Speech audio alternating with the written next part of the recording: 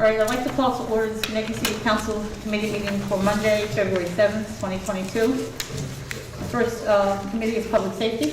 So I'd like to call the Public Safety Committee to order. We have one agenda item, that is the 2022 New York State Stop DWI Plan Grant, and that will be presented by AC Seaver.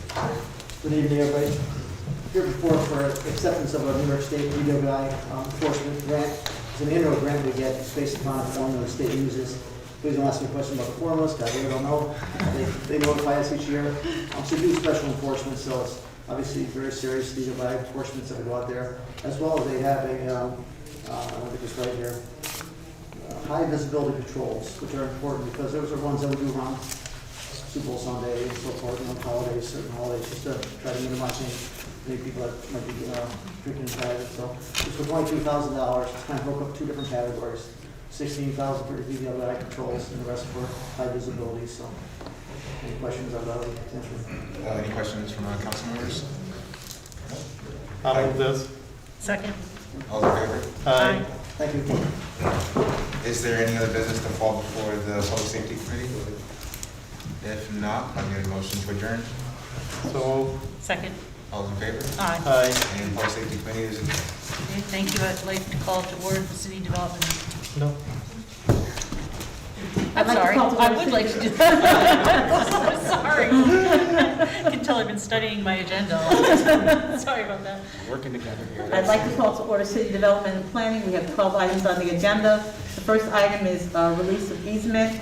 Mayor McCarthy. Thank you, Madam President. This first item deals with commonly referred to as the Wedgeway building. It's been a point of controversy for a number of years, and the team at Metroplex has been working on a number of scenarios, and there is a easement that really has been, so for all practical purposes, no longer needed there that the city has. Now turn over to Ray Gillen to go into some of the details. Mr. Gillen, would you like to come up here, please? Sure. So we can see you on camera. That's good. I have a face for radio, though. So. Thank you.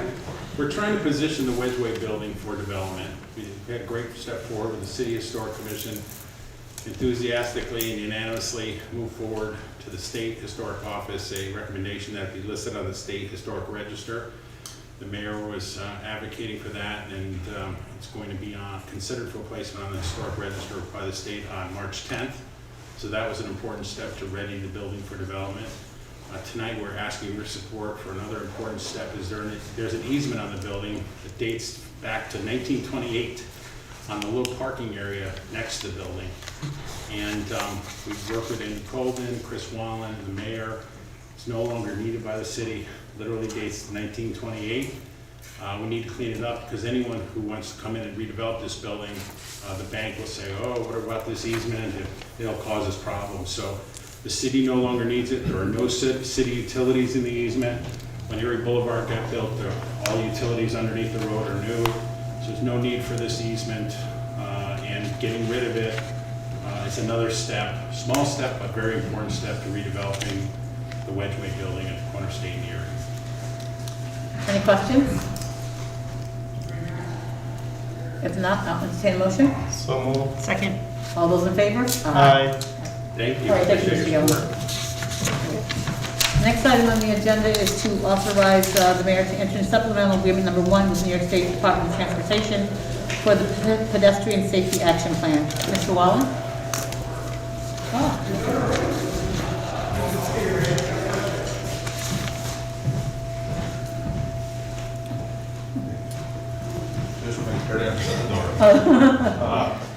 So this is a supplemental agreement. We actually passed this as a committee about 2 cycles ago. However, there was an error with it, and we thought it would be easiest just to redo it again. The error is that the city share, the local share, was not included on the draft that I had. So if you were to turn to, I don't know how to say, page 3 of the handout, there is a local share. It will look like this. Yep, the back. Where it says 100% NPS, that's 616,849. That is a local share that we're going to be possibly splitting with Metroplex as we move forward. As this project, the PSAP is also involved with the city turning J Street two-way by the post office and doing some other things that were outside the scope, but we thought it would be better to do the project as one. So we're going to be doing the federal project as one project, trying to accomplish some goals, and now that's reflected on here.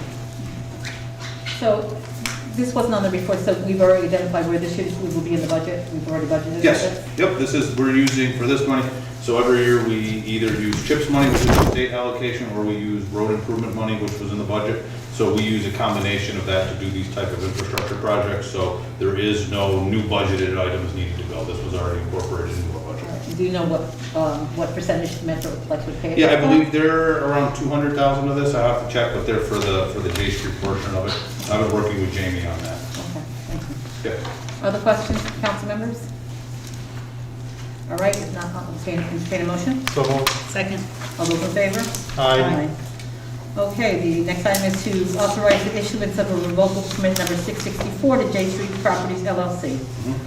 So this is a revocable permit, 132 J Street, which you will see a picture of here.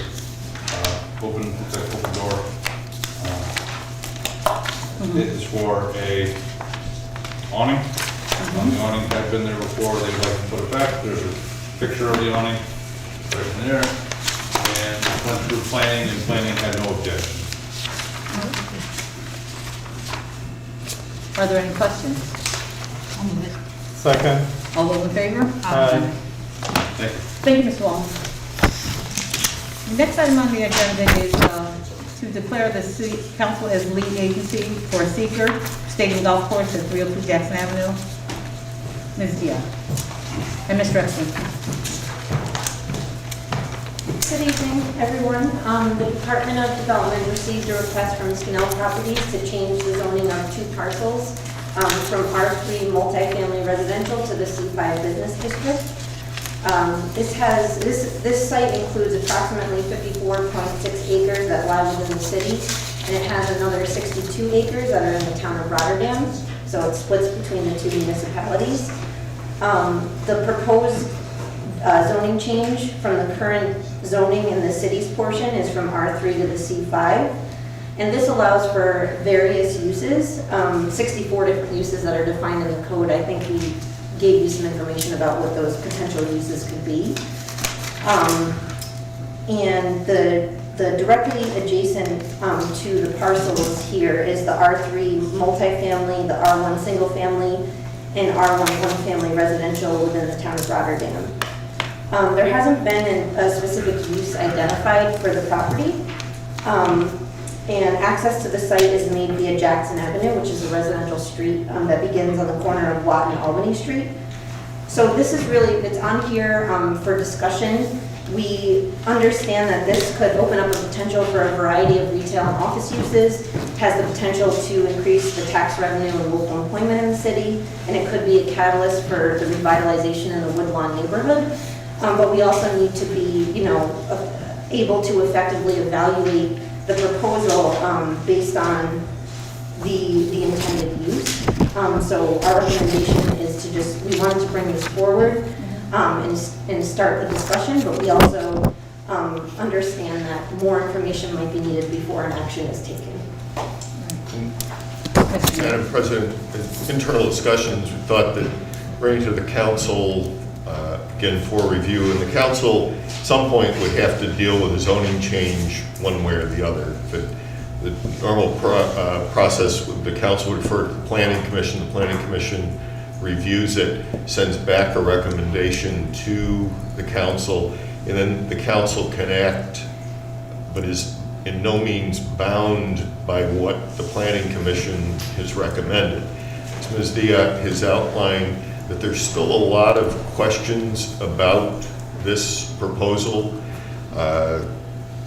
and I think probably at this point the best way would maybe to work with Mr. Colden, and if you're so inclined and the rest of the council is so inclined, would be to draft a letter or some correspondence with the proposed developer outlining some of the areas where we'd like more information, work with them to put that information together, and then to be able to come back with a firmer proposal. And again, the first step would be doing lead agency for seeker, but that also trips an EIS review, which there's a lot of questions on that. The traffic, water and sewer, other environmental issues that would come up that are still very vague in this. And under the C5 proposal, I personally feel that it opens up too many options that would have negative connotations for some of the adjacent property owners in that area of the city as a whole, and absent that being able to be narrowed down into something that I think would be more acceptable, I think we should just move in a slower manner and a little bit more cautiously approach it. I tend to agree with that. I did look through all the information that was sent, and there is no specific use at this point. And we actually talked about this in the PMC a couple of weeks ago, and in order to actually move it to the planning committee, they need to know what's being planned, and that has not been outlined in here. So I would have to agree that we would, to send a letter to ask for additional information.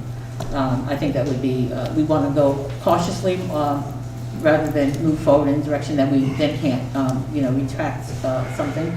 And at this point in time, the neighborhood also, I've heard from the neighborhood that they have concerns about what's going to be there.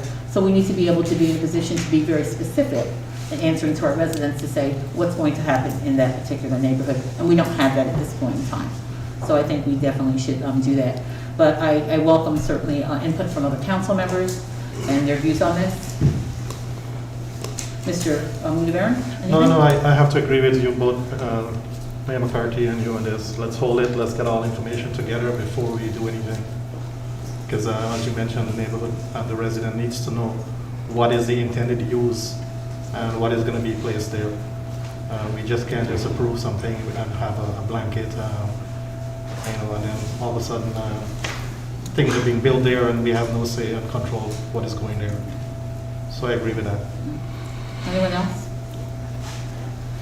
So what we'll do with this agenda item, we don't have to move anything, and actually the other two that come after it, we wouldn't have to do anything. We would just put together the letter to send to the developer, outlining the questions that we have regarding this. I don't know if other council members had an opportunity to look through, because there was a lot of information that was provided. But take the opportunity to look through, and any questions that you want to have answered, we can make sure we put forth in that letter. So, question, just so are we going to, while you put that letter together, are we going to talk with the residents of the area to see if they have any questions that they wanted to get answers specifically from? My understanding is that there is a meeting with, they've called a neighborhood meeting on March 2nd, and they want questions answered, which we don't have answers to right now. So between now and then, maybe we will have answers, but I still think we should, they would go forward with their meeting, and if we're invited to be there, we would be there. And that's actually a good point to say any questions that they had, maybe things we could formulate in the letter. So now that this is a public document, they should be able to review it as well. Madam President. Mr. Coleman. Thank you. And one of the things that we had an opportunity to speak, obviously, with Ms. Diott and Mr. Epstein and other folks in development, as well as Mayor McCarthy, we really need to take a look at what the most intensive use of the what the most intensive use under the proposed zoning change would be, and see how that corresponds with, not just the comprehensive plan that the city has, but also, as Ms. Diott mentioned and Mayor McCarthy mentioned, the environmental impact. There are certain things that were submitted in the application that, it's obviously a really good step forward in terms of what was submitted, but there's some follow-up that's needed, as you indicated. So Ms. Diott and I were going to kind of chat tomorrow about recommendations for the city council, because the city council at some point would act as lead agency for follow-up with the developer. And we did provide some of those notes in your community. All right, well, so then we'll just be working with Corporation Council and the Department of Development to formulate that letter. All right. Thank you very much. And so that means the other two items on the agenda, which are also related to this, we will not be taking any action on those either. Correct. Okay. I think I think you do have another one. Thank you. So, so we're skipping right to item number 8, no, I'm sorry, item number 7 on the agenda, reminder of Barrett Street and South Avenue rezoning. Ms. Dion. Just a reminder for the public hearing on the South Ave Barrett rezone, which will be February 14th. February next 14th. Monday. Yes, absolutely. Okay, and the next item is Jerry Burrell ARPA funding allocation. Ms. Dion. So we've got a redevelopment plan underway for a splash pad area, basketball court, and seating improvements in Jerry Burrell Park. Outreach for the development of the plan indicated that lighting was a priority for area residents to increase the visibility and safety, but the lighting is currently outside of the budget that we have for the park. So we did propose an application as part of the ARPA funding, and it was for $120,000. This is to install street and internal lighting to complement the current redevelopment of the park. So we are asking, just because of the timeline of the project, we're kind of in the design phase now, and we're hoping to move to construction, by the summer. So we were requesting that we could utilize the funding from the American Rescue Plan to supplement the current grant we have to move the project forward. All right, could you tell us a little bit more about the project overall? And so there's going to be about 400,000, and then would be additional 120. Correct. So could you just kind of give a quick overview of what the plan is? So the park improvements, it was initiated by a grant that was proposed to the Office of Parks and Historic Preservation. So it's a state grant that we have for $205,000. We also have supplemental funding, which we're going to put forward to accept from the county for $200,000. And then the lighting is kind of in addition to that. So it was something that we hoped we could move forward through ARPA, but I know that process is still being determined. But we are just bringing it forward with the understanding that it's a project that's underway and it's something that we're trying to get done this year. And so that was really where the request came from. So my first concern is, my first thought when looking at this is that we said we're developing a plan, we've put out applications, et cetera, but now we're starting to spend down when, at the last meeting, Mr. Ferrari said we were at 12 million at that time. So I do have concerns that, that we're spending down, and when we get through our process where we're actually going to be looking at applications and funding applications, we're spending down, and it's less money, and it seems like most of the money is gone to city projects. The other question I have for you actually is that, so this is street lighting that we're talking about? And it's also internal to the park, so around the court and along some of the pathways that are internal to the park. So my question would be, why wouldn't this qualify for smart cities, since it's lighting and part of the smart city lighting is putting LEDs around? Why this isn't something that we could fund from that? We could look at that. Again, most of the one has been on actual streets and the fixtures going on the conversion of the Coker headlights. And then most of the money we've spent more recently is in laying fiber so that we have the network to connect these devices and sensors. So I mean, we set aside a few million, so is there $120,000 that I know that we did lights in Hillhurst Park. So to me, it makes sense if we're doing smart city lighting all over the city, that this is just something that just makes sense that we would, and this is lighting, that we would be able to use those funds as opposed to using ARPA funds. So, that's my thought, that we would try to use some of that fund. And these lights, though, my understanding is that they would just be standard fixtures and not have any of the acoustic or optical sensors on them. So, are you saying that in that case that funding can't be spent? I'm not saying it can't be spent, but it's not under the area where we're going to get the most impact out of those dollars. But if it's possible, because again, I know there's LED lights that have been already, put in part of the city without the analyticals as part of it, and it's just, to me, makes sense that we would, use smart city funding for this and not continue to spend down on the ARPA, so. Well, all the LEDs that we put in are part of the mesh network for National Grid. that part of the package, this type of lighting would not be part of that, but Ms. Patrick? I'd like to know the cost differential between having the standard kind of lighting that we would be putting into parks versus the lighting that we are, the LED sensor lights that we're putting in. I don't know if we've Like how would it priced these increase for the- any of those fixtures. No, and sometimes it has to do with just, I think, the electrical connection, like to where the lighting is going. That's what a lot of the cost tends to be. You know, I would say for Jerry Grill, since they're internal to the park, you'd have to get the power there. And that's gonna be some of your costs, and then, of course, the fixtures as well. But right now, it's not, we haven't moved forward. We don't have the design yet because, you know, we're waiting to see where we can get the funding from. But yeah, I understand that there's a lot of decisions that are, you know, in front of everyone, and we're just trying to do our best to, you know, pair things most effectively, so. I guess I'm just trying to, do you think that it would be more than $120,000 to move from the standard lighting to the smart cities lighting? I don't know. I'm not sure.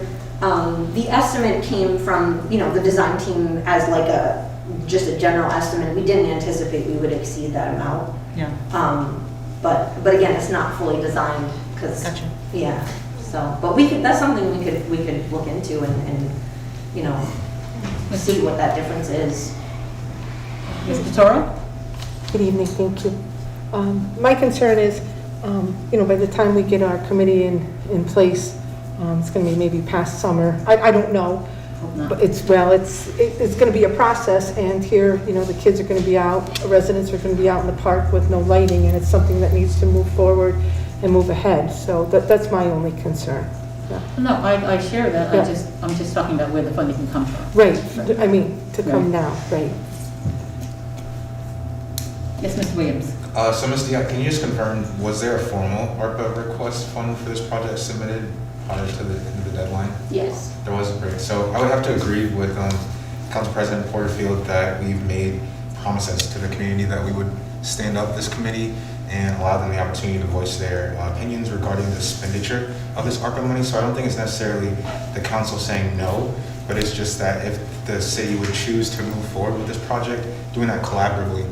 So I think we do owe a responsibility to ensure that outside of the loss of revenue monies that we put forward to the city and outside of expedient purchases to support some of our EMS services, that we should maintain the bulk of that funding for them to be able to make the decisions that they see best for the city. So, Mr. Farley. yeah, I have a question. So, am I understanding correctly that we did use this money for lighting in another park before? There was some smart, the mayor could probably speak to that more about the lighting that went into Hillhurst. I'm sorry. Sure. I was inquiring about the money that was spent in Hillhurst Park to do the lighting, and we tapped into this to Smart Cities money to do that. Some of the features on that for smart city lighting, the other ones are put in by National Grid under the REV demonstration project. The replacement of the Cobra light fixtures that were there.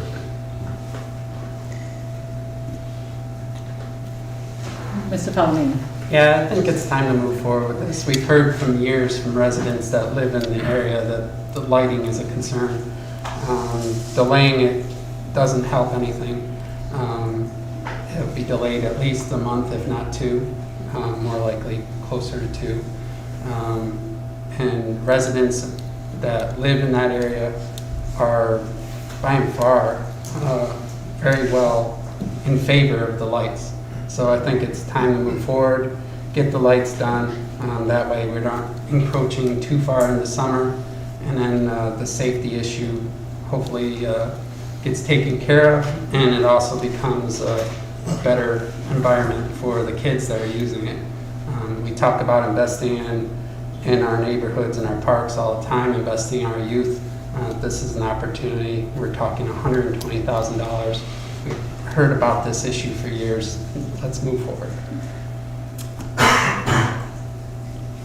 Mr. Pearl? Oh, sure, so are we saying because we're still in the process of kind of putting together, the committees around ARPA money, would it be, does it seem like that using the smart city money, would allow us to, expedite the process and get it done faster? Is that what we're saying? Well, Yeah. the smart city money is there already. There. So, No, if we But use we'd the have to ARPA. redesign the lighting. Yeah, We'd have to have different The- lights Well, than like what. the reason why I brought the request Sorry, forward, I'm sorry. I totally respect and understand the process that's underway, for the reason I brought the request forward was just because I know this is it's a project that has a lot of support, and we're just trying to fill in the gaps that we have in the funding. We don't want to have to value engineer, things out, and that was really what was behind it. But like I said, I do understand that you have a process that you're trying to, and trying to look at the different funding sources. It's just this particular project is kind of underway right now. So that's why we brought it forward. I mean, I share in the urgency, and around getting this done. So my question is more like, okay, if there's a pot of money that is existing that we could tap in to do it and get it done, and it won't compromise the integrity of the ARPA process, is that kind of a win-win? Is that so I'm trying to get feedback on that. Is all that money allocated for? Yeah, I'm not sure just what is left in terms of what we've committed for laying the fiber and other components. We can review that and give you a number tomorrow. well, so for me, I wouldn't want to move this forward until we knew that. I feel very strongly that we should try to use it. So if it needs more of a breakdown and we talk about the design and all of that, all the information is important to me. And it's equally important to that, as you said, something was done in Hillhurst and why we can't do something similar in Jerry Burrell or around Jerry Burrell. I need a lot of clarity around why we can't use smart city funding for lighting when that's what it's for. So, I appreciate what you're trying to do moving forward and all of that. The lights in Jerry Burrell were Cobra head fixtures that we paid a fixture charge for. Part of the Rev demonstration project was all those Cobra head lights in the city have been replaced with LED fixtures. So those were ones in Jerry Burrell Park, and they were replaced just the same way we replaced the ones out on the streets. And when were they replaced? I think you were at the press conference when they No, don't remember the day, but that was, the crew went up and took the fixture down and replaced it. that was Hillhurst. Hillhurst. Yeah, I was there for that. Oh, for Hillhurst, I was like, yes. it didn't For happen in Jerry Jerry Burrell. Burrell, these are the ones on the street Right. are replaced. These are ones that will be in the park, and they're going to be more of a decorative feature than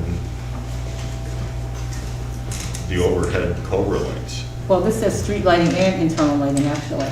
So the I don't know what the final design or Yeah. the scope is where the lights Yeah, I are think it's placed. just, we're gonna take the opportunity to look at what's existing, look at what's needed internal to the park, and if there is any additional, street lighting that is needed in the design, that we would include those. But again, it was a preliminary thing. I think, the design consultant said, estimate of 9 new fixtures, but again, we'd have to really look at what's there, and that would be part of the review. So it really was an estimate, based on a projected need, but still have to do some more to figure out what exactly is needed. Anybody? So I would like to actually see the design. I know that we're doing other things there, and I've been part of those meetings, and I respect the fact that, the community lighting, I happen to live in that community, so all of that is fine. I just want to make sure that we do 2 things, that we make sure that what exactly that we need, first and foremost, and then secondly, if we can find funding, even if it's not all from the smart cities, that we can see if there's other ways to fund it, so that we're trying to keep as much money in the ARPA funds as possible.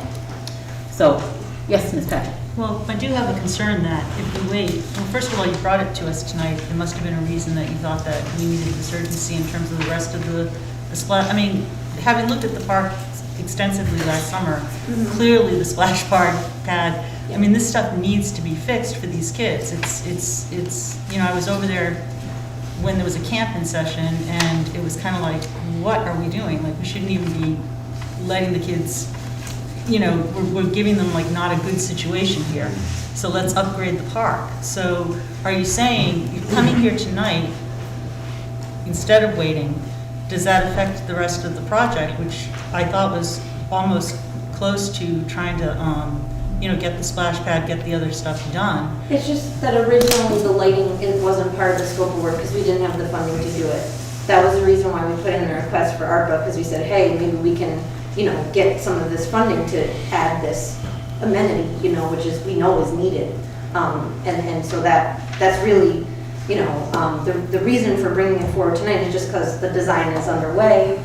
And if, you know, I know with Orchard Park, when we ordered the lights, it was like a 3-month lead time. Right, exactly. So that was really just where it was coming from, not trying to undermine the ARPA process, but just trying to say we feel that this is a community-supported project. Right, exactly. And that's why. It definitely is a community-supported project. I mean, we've heard that loud and clear. And I think if we wait, we could run into a situation where, if it goes, you know, we want to make sure that the park is safe, especially come summer, when children will be, I shouldn't just say children, I mean, obviously the basketball courts, et cetera, I mean, that's not just kids. But we need that safety factor of the lights. Don't forget that if we hold it, what happens if it doesn't get approved during the ARPA process? Which is also a risk. Well, But I mean, I think that we know that the community wants the lights in the park. I mean, I it's think sort of community redundant. involves all of us, so yes. So, But let me just say that, that the project is not as close as you're indicating, it's not. And we started with the splash pad a couple of years ago, things happened, and actually some of the funding that was for that splash pad then got moved someplace else. So that happened as well, so that's part of the reason we have a deficit right now, because the project just didn't move forward as quickly as it wanted to. And so my understanding is that the design, as Ms. Diaz just said, the design is not even done for the lights. It wasn't originally a part of it, so it's not as close as that.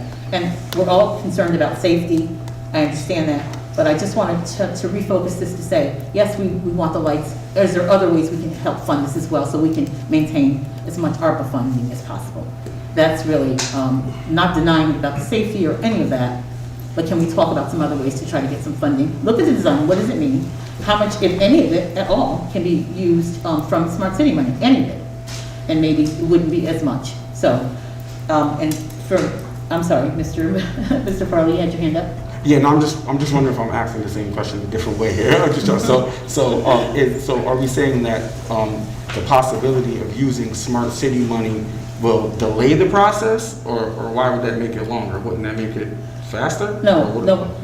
I think Ms. Patrick is saying that we need to do this right now, otherwise that will delay the project, and that means using the ARPA funding. But we could potentially use the other source of funding. Well, the mayor and Mr. Ferrari have Okay. said that we have to look and see what's left. So So we just need to find out if what you're proposing falls in the parameters of Smart City, and if so, then we can move. then how much we can spend there, and if we can spend Understand? other Okay, all right, funds. so we just need to look at all options and make sure we have all the information. That's what I see. How long, I mean, where are we with the design phase? Well, they're moving into like construction documents, and I've said, like, even though I was very clear, we can't confirm the money for the lighting, but we are gonna have it designed. Mm-hmm. Either way, because eventually we wanna get the lighting funded, Sure. and we just, you know, with lead times and everything, we hope to do it with everything else, but. Right, and it makes sense to do it with everything else. So where are we with the design? So would we know in 2 weeks, would you be able to tell us where we are?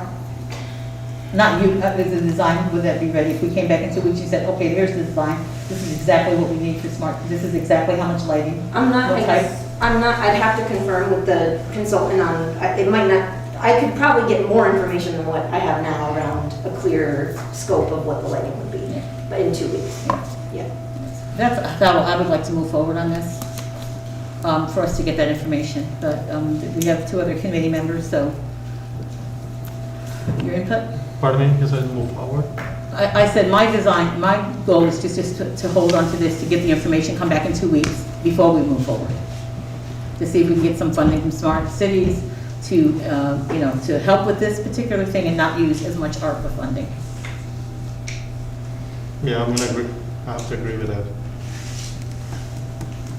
So could you come back to us in 2 weeks with that? And, in the meantime, you and I can talk, if there's any questions or other things that we may have, that the council may have. And council members, welcome you, if you have questions, just send an email. You could send an email to myself, to Ms. Diaz, to the mayor. And Mayor, I would ask that if we could just look at if there's any funding at all that we could use towards smart cities to supplement this and meet somewhere in the middle on that. All right, thank you. We'll see you in 2 weeks. I think I have more? others too. All right. Okay, the rest of the items on the agenda are for executive session. So I need a motion to recess. So moved. Second. All those in favor? Aye. We're recessed. Call to order of Finance Committee. The first item is accept $200,000 in funding from Schenectady County for Jerry Burrell Park improvement. Ms. Diaz. So this is kind of what I mentioned. The Schenectady County Legislature has authorized $200,000 in funding to be allocated for the improvements to Jerry Burrell Park. This complements the funding that we have through the state of $205,417. So this is just a resolution from the City Council authorizing the acceptance of the funds in the amount not to exceed $200,000, in authorization of the mayor and or his designee to enter an agreement to effectuate this resolution. Any questions, concerns? May I have a motion? I'll second it. All in favor? Aye. The next item is 2822 HUD Emergency Solution Grant. Ms. Diaz. So this is related to the ESG CV funds that were awarded through the CARES Act. And it's a request from Bethesda House to move rapid rehousing program funds of $19,216 to the homeless prevention program. So we're requesting this contract amendment and authorizing the mayor or his designee to effectuate this with Bethesda House and CARES. Any questions, concerns? I'll move it. All in favor? Aye. The next item is calling for a public hearing to amend the 2021-22 HUD Annual Action Plan. Ms. Diaz. So here we're requesting the reallocation of some unexpended CDBG funds that we had in the 2021 to 2022 Annual Action Plan in the Public Works category. So we're looking to reallocate $250,000, which will require a substantial amendment to the Annual Action Plan and a 30-day public comment period and public hearing. So we're looking to use these funds for city park improvements, and this would include, but we don't want to limit it to the current plans being developed for Jerry Burrell Park, and also the fitness facility that's proposed for Orchard Park. That's through a grant with MVP Healthcare. So we would like to hold a public hearing on the February 28th to amend the action plan and also basically just reallocate this $250,000 of unexpended funds to city park improvements. Any questions? Ms. Porterfield. I have a question. So I noticed that you did say Jerry Burrell in another park. So, and of the $250,000, do you have any idea of how much you would want to allocate to each park? I just don't understand this at all. So I believe, and the mayor can correct, I think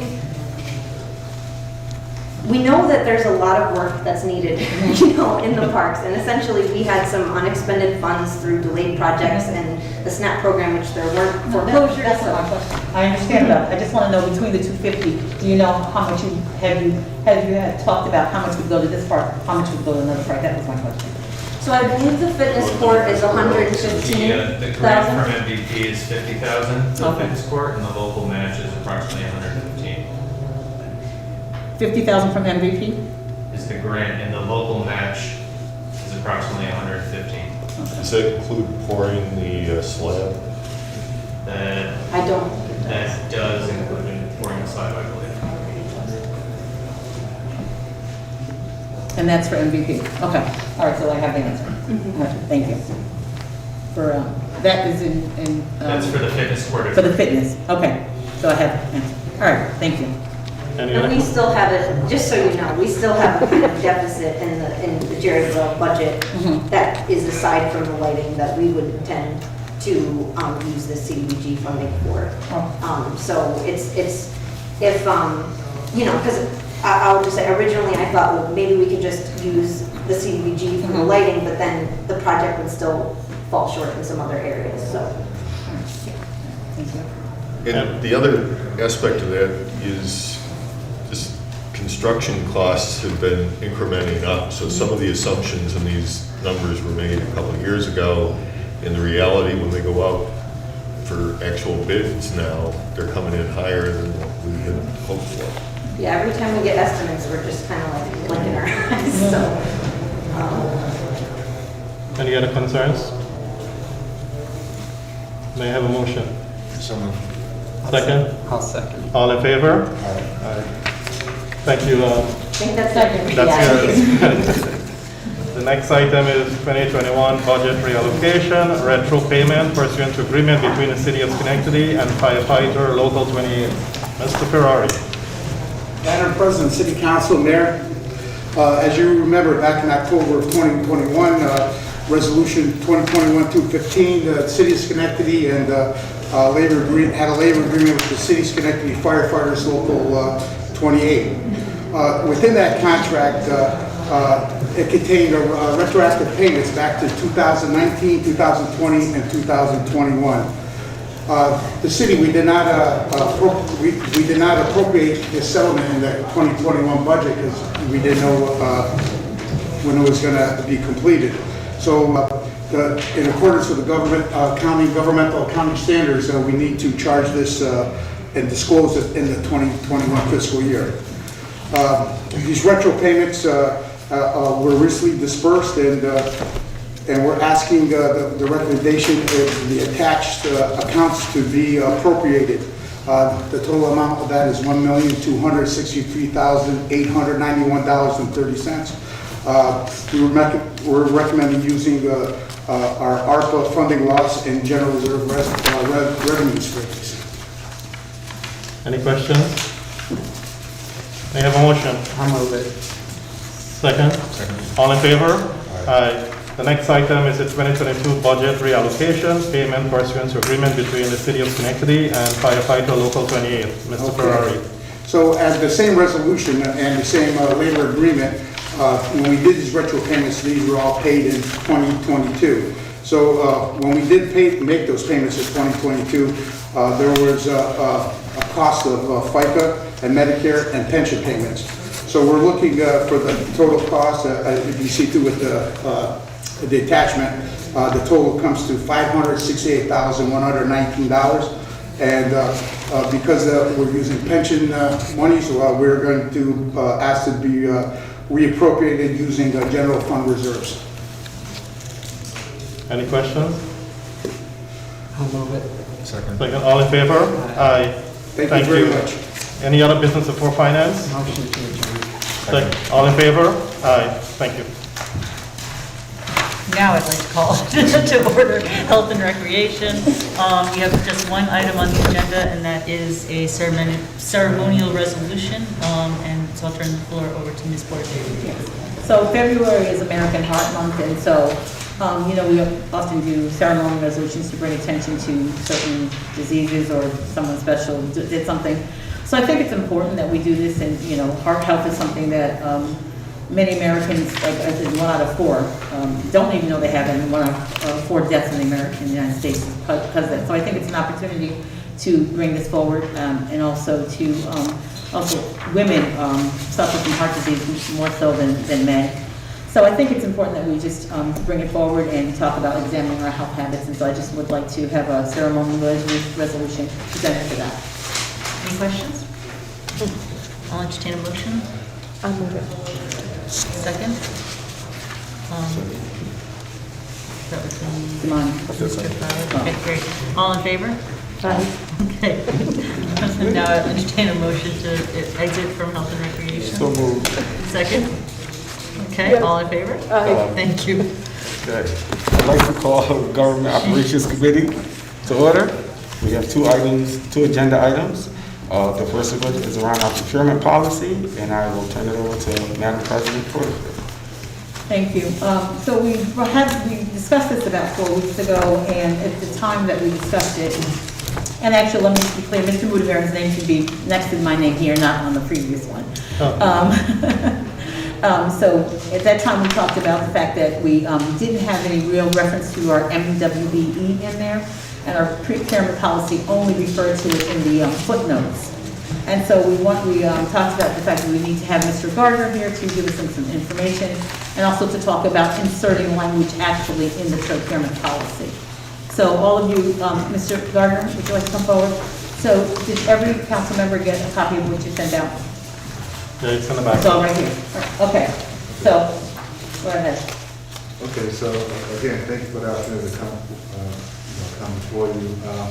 Again, what we're asking for, this is a review of the original compliance procurement policy that was passed back in 2020. And with the understanding that we will review that from time to time and modify and upgrade it as necessary. So this request here, we're asking to raise the MWBE compliance on contracting opportunities over 100,000 from 11.5% MBE and 11.5% WBE up to 15% each, so a total of 30%, which is in line with the system of what the state requirements are, which is comparative compliance report that we're working on now. And also on EEO component, which is the workforce piece, we're asking to raise that, which is consistent with the modification of keeping in line with where we're going from 7% for MBE, which is the workforce, up to 12% for MBE and 8% for women, which brings the workforce goals and objectives to 20% on all public work projects over $100,000. Okay, any questions, comments? Mr. Gardner, can you please elaborate on Section 3, Public Works, construction contract exceeding 300,000? That's what we're proposing, this new document? Okay, so again, back in 2020, we had talked about the cap on construction projects having a cap of a minimum $250,000 to bid on any public works project within the city. And we're asking to raise that to $300,000, again, to give us more efficient participation and access to opportunities on the project. So we have to raise the cap from $250,000 to $300,000. So just a follow-up, so what is the benefit the city will receive by doing that? You would expand the pool so you have more smaller firms opportunity to bid on public work projects.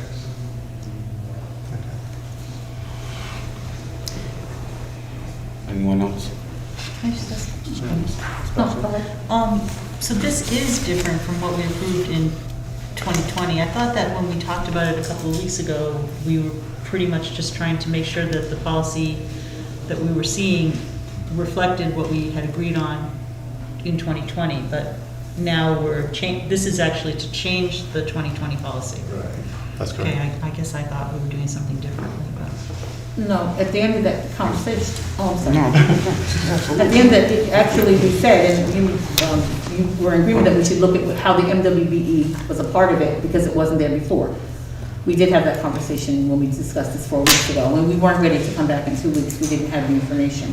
Okay, I guess I thought that we had discussed making sure that what we were doing Yes. was in line with what we had done all that work on in 2020. Yes, you're correct. So Okay, we so this is- review the this is documents changed. and we bring it up to date in today's, whatever is out there, 10,000, and moving the MWBE, Right, we need to 11.5% split. to 50%, and the workforce goal to 20%. Those are the only changes to this MWBE document that we had looked at 2 years ago, and those are changes going into this year that we're proposing. Okay. Do you have any concerns with the, it's not my committee. Ms. Patrick, did you have concerns about those? No, it's just not what I thought we were discussing tonight. I thought we were, I thought we were discussing something different, so.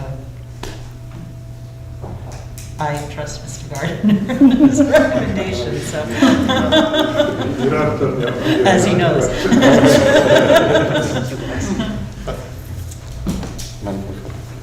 Go ahead, go ahead. I was just going to say, the last time, this was in 2020 when it was adopted, the last time by resolution, there were two separate resolutions, right? There was one for the purchasing policy and then essentially like a, for lack of a better word, a sister resolution approving the MWB policy. You know, it's obviously up to the council. I see them as being two separate policies because it gives more flexibility, because the MWB policy may be one that you go back to in 2023, presumably, maybe, to reevaluate. The purchasing policy is one that is good for 2 years. So if the council is going to entertain a resolution or entertain a legislative request to pass a resolution, I would do it two separate ledge requests and two separate resolutions. We had two set of documents the last time. Was the Section 3 policy and the MWB. Was that combined as one sister resolution? I don't, well, as far as I know, there's only one, in terms of the NSC and MWB and workforce goals here. Is there a separate document outside of that here? Yeah, there was a Section 3 policy. No, but in terms of what's being presented tonight. No. Right, There is no so yeah, change. that's what I'm saying, Yeah. right. So, you know, my recommendation would be, if you're going to do it, pass one for a legislative request item for the purchasing policy, and the separate one for the 2022 MWB and workforce goals. Okay. Just a follow-up.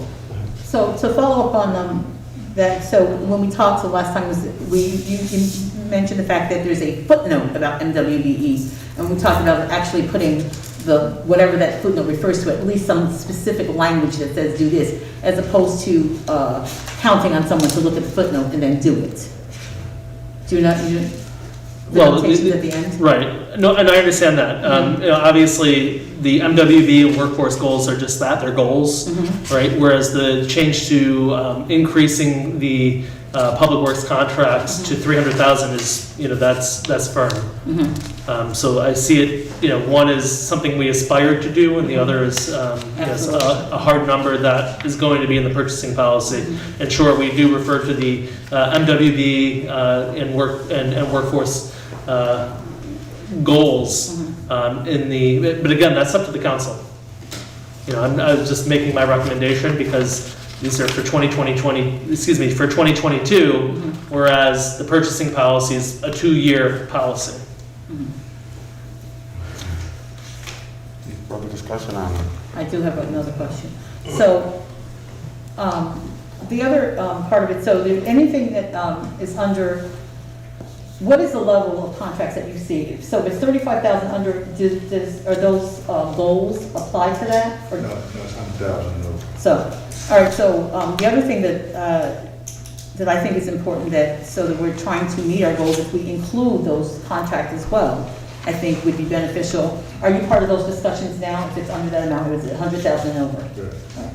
So that might be helpful in us reaching our goals if we look at the contracts that are under 35,000, because maybe we're meeting them and it's just because it's not calculated in that we would be able to meet those goals. So I would like to be able to see those contracts as well. It's something that Mr. Gardner would have input in to make sure he helps to identify MWBEs so that they could, you know, avail themselves to those opportunities as well.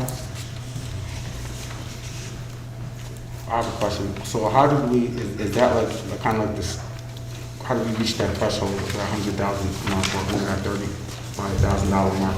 How do we get to that threshold to decide, you know, what comes before you and what doesn't? You talking about on the public works contract? Yeah, so if we're talking about, you know, you're saying that there's some contracts that because they don't rise to a certain level, they don't come before you, correct? And that threshold was low. Well, those would be like purchasing, you know, contracts somebody's doing, you know, snow plowing, for example, or repairing windows, you know, things like that. Okay. And you're suggesting that all contracts go through Ron's office for to see if we could help meet our MWBE goals. Okay, yeah. Yes. And the other thing I'd like to see is this also only talks about goods in the procurement process. It only talks about goods. It's whatever is, Yeah. yes. So I would like to see services as well, be a part of that. Yes, yeah, services are there. Services are part of our procurement policy. Yeah. I'm gonna have to read through that again. I didn't see that. So I wanted just to make sure that services, it's goods and services and not just goods. Okay. So just to follow up, make sure that we're on the same page. So Ms. Porterfield, you're asking that instead of having a footnote, let us insert that section into the policy? So whatever that footnote refers to, and I'm not talking about having it extensive, but so that people are, as they're reading through, they're not overlooking it and just passing on that footnote. Just make it clear that MWBE participation is something, you know, that they need to consider when we're talking about procuring with the city.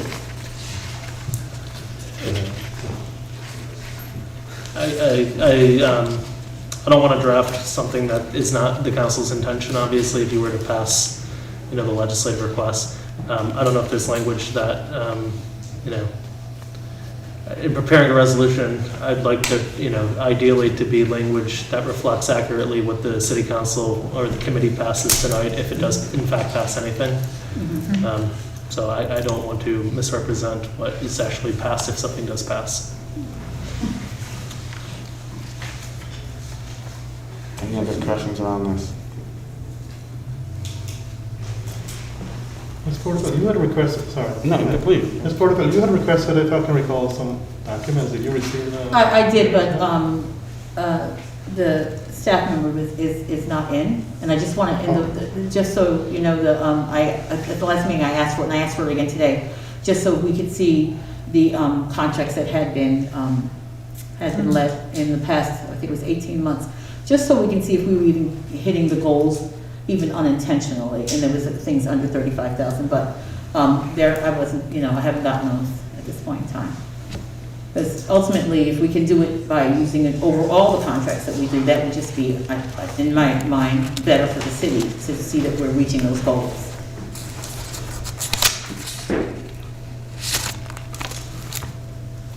Any further questions or discussions around it? So are you okay with us moving forward in terms of it, or do you want to hold off and get your information? Well, I'd like to be able to see that documentation first, just to see where we are with that. And I don't know if we can do that between now and then, and I mean, I guess my bigger question is that something we're willing to consider, that Mr. Gardner be, you know, involved in that process as well?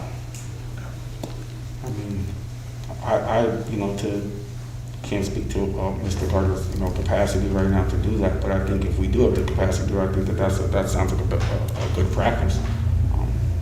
Anybody else thinks about that? And if so, we're saying that maybe we hold off on this and kind of revisit after we get some more information. Seems like that's where we're going. Well, because I would like to see us be able to look at that, so, other council.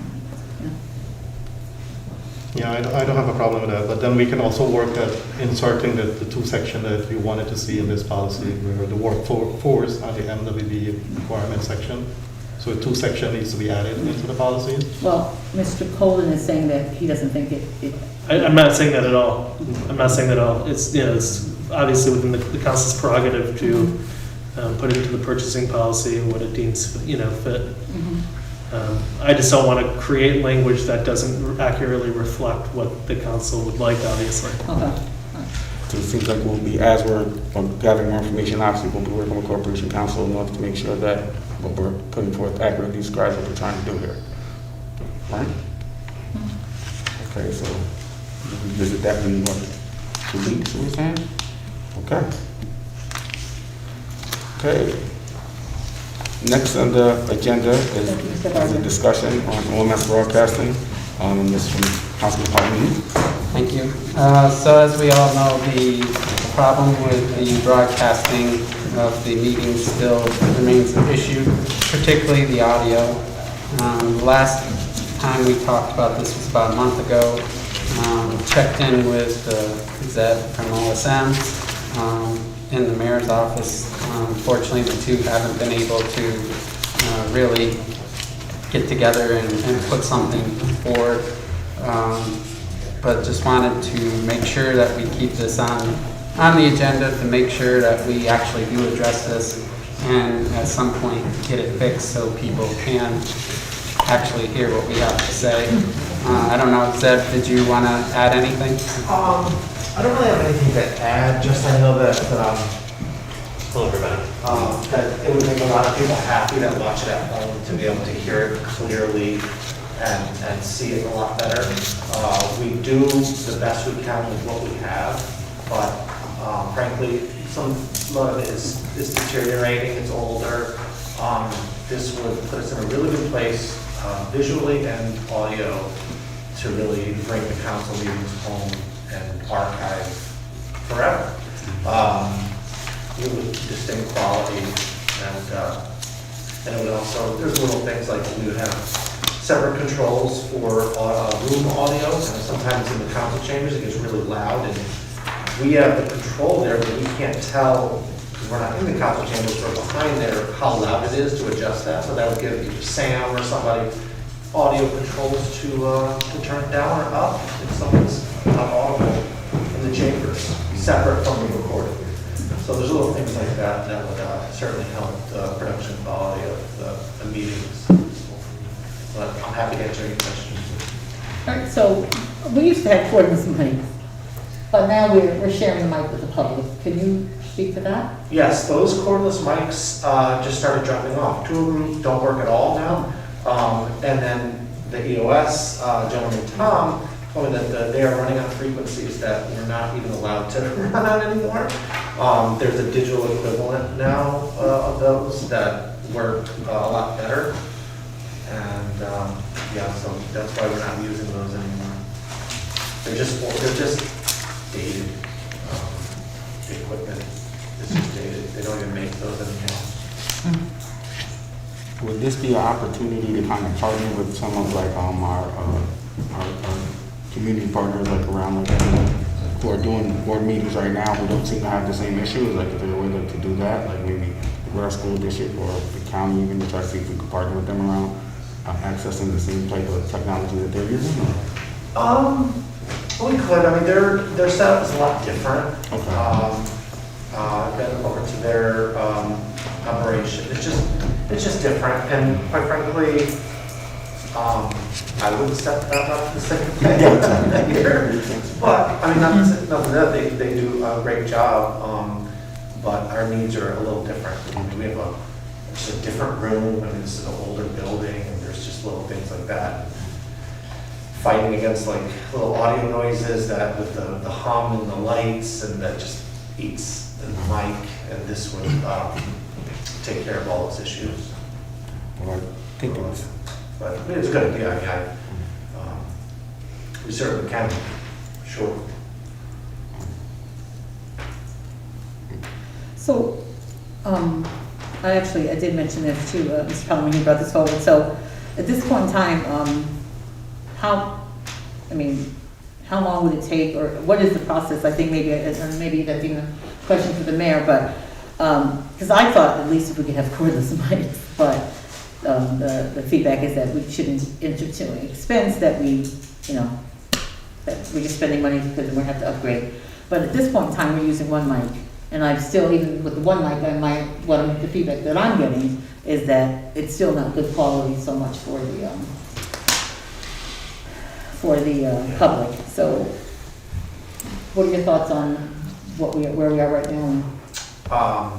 I mean, with the proposal, I mean, it's a top to bottom kind of thing. It would take care of all those problems. I mean, honestly,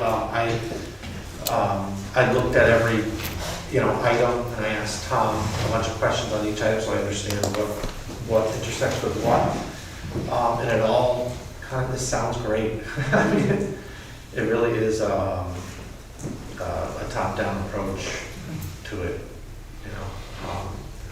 I mean, I could get different proposals from different, but it would, that would take some more weeks. And right now, the equipment is just right. I mean, we have no cordless mics, and there's other issues as well with these mics on the table and little things like that that just need to be upgraded, in my opinion. I think if people can't hear, then it's really kind of defeating the purpose of what we're trying to do. So I appreciate your thoughts on that. Mr. Mudaveri? Yeah, thank you. I think all of us in this room here can attest that we have received our fair share of complaints from the public in terms of audio, in terms of the live feed. I think this is something that we should do.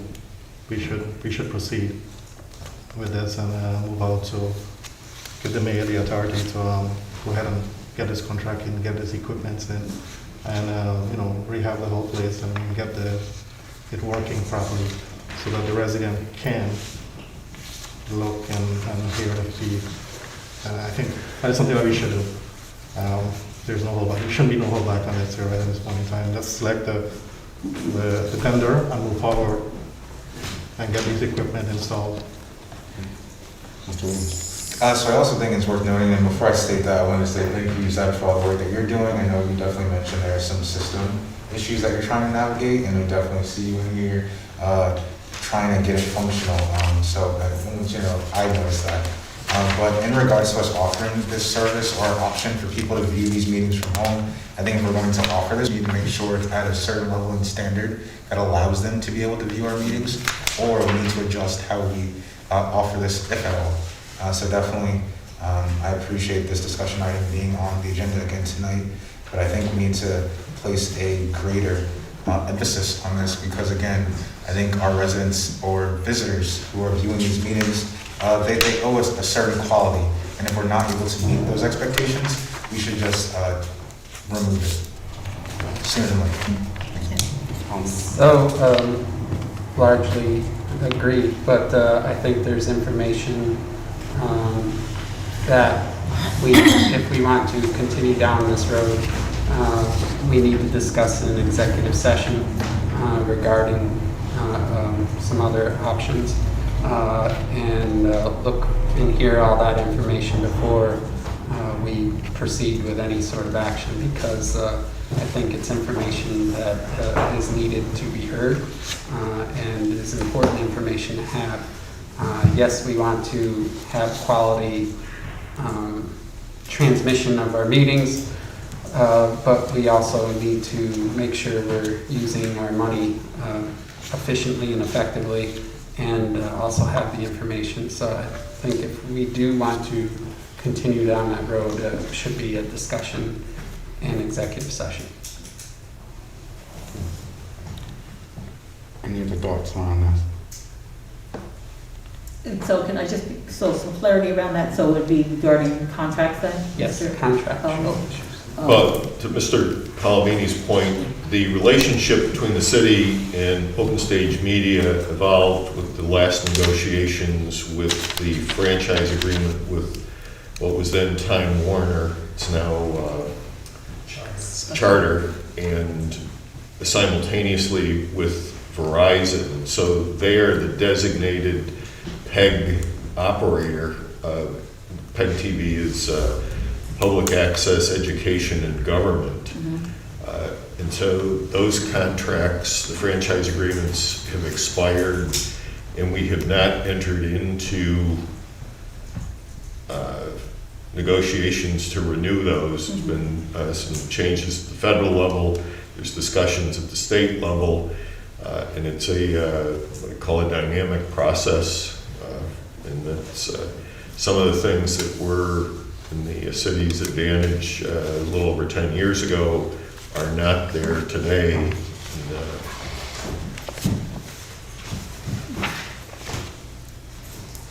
Can I just ask? So please. Have we budgeted for the 50-something thousand dollars? No, So we would have to find the money also right, for this. there's no request in the clerk's budget this year for Okay. any upgrade of equipment.